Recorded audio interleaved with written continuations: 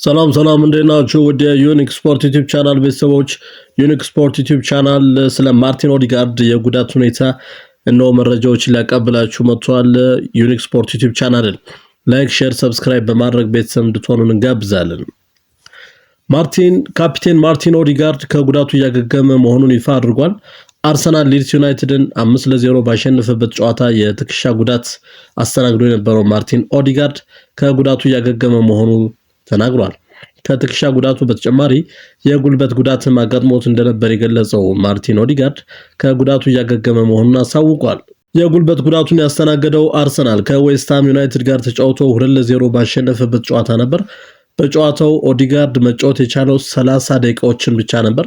ማርቲን ኦዲጋርድ በጉዳት ምክንያት በ3 የፕሪሚየር ሊግ ጨዋታዎች ላይ ከረፍት በፊት ከሜዳ የወጣ ተጫዋች ለመሆን ችሏል። ሊድስ ዩናይትድን አርሰናሎች አስተናግደው 5-0 ባሸነፉበት ጨዋታ በዛ ጨዋታ ላይ ከረፍት በፊት በጉዳት ምክንያት ተጎድቶ መውጣቱን እናስታውሳለን። የትከሻ ጉዳት አጋጥሞት ሌላው ከኖቲንጋም ፎረስት ጋር መልፈኞቹ 2-0 ያሸነፉትን ጨዋታ ከኖቲንጋም ፎረስት ጋር ጨዋታቸውን እያደረጉ ያለ የትከሻ ጉዳቱ አገርሽቶበት ከሜዳ ወጥቶ እንደነበር ከረፍት በፊት ሌላው የምናስታውሰው የማርቲን ኦዲጋርድ ጉዳት ነው። ሌላው ዌስትሃም ዩናይትድ በቅርቡ ደግሞ ከዌስትሃም ዩናይትድ ጋር ጨዋታቸውን አድርገው 2-0 ባሸነፉበት ጨዋታ የጉልበት ጉዳት አጋጥሞት ጉልበቱን እስኪያገግም ድረስ በጉዳት ምክንያት የውድድር ዓመቱ ከጀመረ ወዲህ እንግዲህ ብዙ ጨዋታዎች ላይ ያልተመለከትነው ማርቲን ኦዲጋርድን ዌስትሃም ዩናይትድ ጋር ባጋጠመው የጉልበት ጉዳት አሁንም ድረስ ከጉዳቱ ለማገገም እንቅስቃሴዎችን እያደረገ ነው የሚገኘው። ከሰሞኑ ግን ይፋ ያደረገው መረጃ ማርቲን ኦዲጋርድ ከጉዳቱ ለማገገም እንቅስቃሴዎችን በይፋ መጀመሩን አሳውቋል። ከጉዳቱም እያገገመ መሆኑን ነው የተናገረው። ስለ ጉዳቱ ሚኬል አርቴታ 2 የትከሻ ጉዳት አሁን ደግሞ የጉልበት ጉዳት አጋጥሞታል ሲል ተናግሯል። የውድድር ዓመቱ ከጀመረ ጀምሮ በሚባል ደረጃ በጉዳት ነው ያሳለፈው። ዋና አንበላችን ነው። የጉዳቱን መጠን አብረን የምንመለከት ይሆናል ሲል ነው የተደመጠው አሰልጣኝ ሚኬል አርቴታ። ምንም እንኳን ጉዳቱ የቆየ ቢሆንም ምንም እንኳን ጉዳት ላይ ቢሆንም ዋና አንበላችን ነው፣ ሲመጣ ኃላፊነቱን ይረከባል የሚል አስተያየት ነው የሰጡት አሰልጣኝ ሚኬል አርቴታ። በማጥቃት እንቅስቃሴ የሚታወቀው ማርቲን ኦዲጋርድ በተለይም ለጎል የሚሆኑ ኳሶችን አመቻችቶ በማቀበል እናውቀዋለን። ከዛ በተጨማሪ በመሃል የአርሰናል የመሃል ክፍልን በማጠናከርና ኳስ ቁጥጥራቸው የተሻለ እንዲሆን በማድረግ የምናውቀው ተጫዋች ነው። በአርሰናል ቤት ያለው ተጽዕኖ ፈጣሪነትም ትልቅ የሚባል ነው። ማርቲን ኦዲጋርድ በተለይም የብቃቱ ከፍታ ላይ ሲሆን በመልሶ ማጥቃት እንቅስቃሴዎችም ሆነ በኳስ ቁጥጥር እንዲሁም ለጎል የሚሆኑ ኳሶችን አመቻችቶ በማቀበልና ጎል በማስቆጠር ትልቅ አስተዋጽኦ ሲያደርግ የነበረ ተጫዋች ነው። ምንም እንኳን በጉዳት ምክንያት በ2025-26 የውድድር ዓመት በበርካታ የፕሪሚየር ሊጉ ጨዋታዎች ላይ ባንመለከተውም ማርቲን ኦዲጋርድ በአርሰናል ስብስብ ውስጥ ትልቅ ተጽዕኖ መፍጠር የቻለ ተጫዋች ነው ማለት ይቻላል።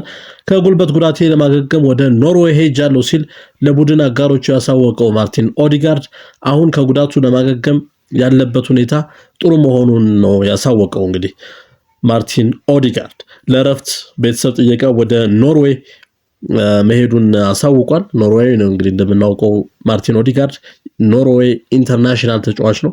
በአርሰናል ቤት ትልቅ ተጽዕኖ መፍጠር የቻለ ካፒቴን ማርቲን ኦዲጋርድ ሲሆን ወደ ኖርዌይ ለቤተሰብ ጥየቃ መሄዱን ይፋ አድርጓል። ከዛ ተመልሶ ግን ትሬኒንግ ከጀመረ 1 ሳምንት እንዳለፈው ነው የተናገረው። ወደ ጂም ተመልሻለሁ፣ ወደ ቀድሞ አቋሜ ለመመለስ ጠንካራ ስራ እየሰራሁ ነው ሲል ነው የተናገረው ማርቲን ኦዲጋርድ። አንቲ ግራቪቲ ማሽን ላይ መሮጥ ጀምሬያለሁ ሲል የተናገረው ካፒቴን ማርቲን ኦዲጋርድ አርሰናል ለንደን በሚገኘው ኮልኒ የስልጠና ማዕከል የመሬት ስበት የሌለው ማሽን ወይም አንቲ ግራቪቲ ማሽን ያለው ሲሆን ማሽኑም ለተጫዋቾች ግራቪቴሽናል ሎድና የሰውነት ክብደትን በመቀነስ ጉዳት ያለባቸው ተጫዋቾች ያለ ህመም እንዲንቀሳቀሱና የሰውነት ጥንካሬያቸው እንዲጨምር ያግዛል ተብሎለታል። እንግዲህ ይሄ ማሽን አንቲ ግራቪቲ ማሽን ነው። በዚህ ማሽን በመጠቀም እንቅስቃሴዎችን ማድረግ ጀምሬያለሁ ሲል ለቡድን አጋሮቹ ይፋ ያደረገው ማርቲን ኦዲጋርድ የቡድን አጋሮቹ በተስፋ በማሸነፍ ወኔ እንዲሁም በፕሪሚየር ሊጉ የደረጃ ሰንጠረዥ አናት ላይ ሆነው በወኔ የጀመሩትን ጠንካራ የቡድን እንቅስቃሴ እንዲያጠናክሩ ነው እንግዲህ ሐሳቡን የሰጠው።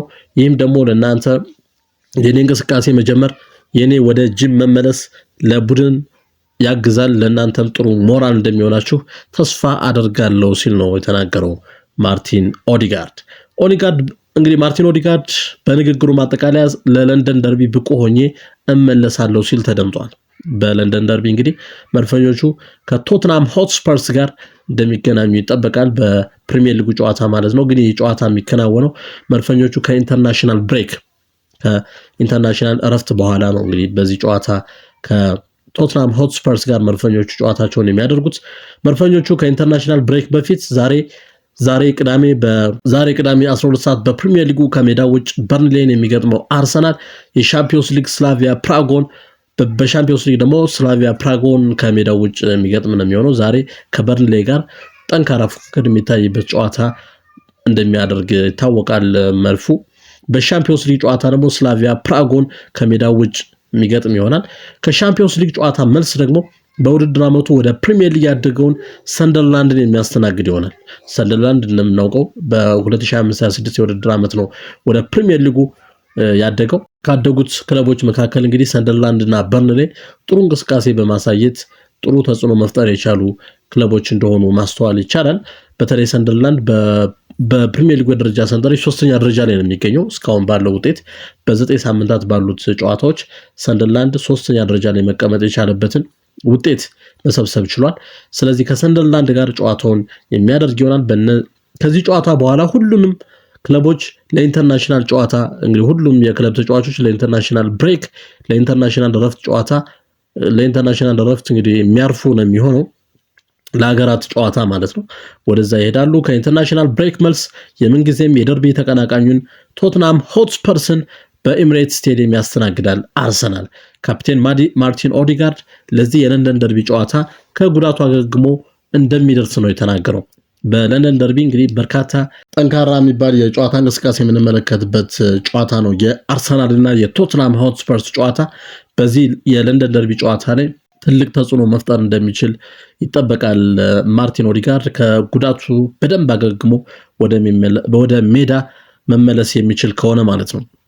ከቶትናም ሆትስፐርስ ጋር ከሚያደርጉት ጨዋታ በኋላ ደግሞ በሻምፒዮንስ ሊግ ጨዋታ ባየር ሙኒክን ይገጥማሉ። የጀርመኑን ኃያል ክለብ ባየር ሙኒክን የሚገጥሙት መድፈኞቹ ከቶትናም ሆትስፐርስ ጨዋታ መሆኑ ደግሞ ጠንካራ የጨዋታ እንቅስቃሴዎችን ካደረጉ ማግስት መሆኑ አርሰናሎች ምን ያህል ጠንካራ እንደሆኑና ጎል የማስቆጠር አቅማቸው እንዲሁም የተከላካይ ክፍላቸው በነ ጋብሪኤል ማጋሊሽ እና ዊሊያም ሳሊባ የሚመራው የተከላካይ ክፍል እንዲሁም በክሪስቲያን ሞስኬራ ተጠባባቂነት እየቀጠለ ያለው የአርሰናል የተከላካይ ክፍል ምን ያህል ጠንካራ መሆኑን የሚያስመሰክርባቸው ጨዋታዎች እንደሚሆኑ ነው የሚጠበቀው።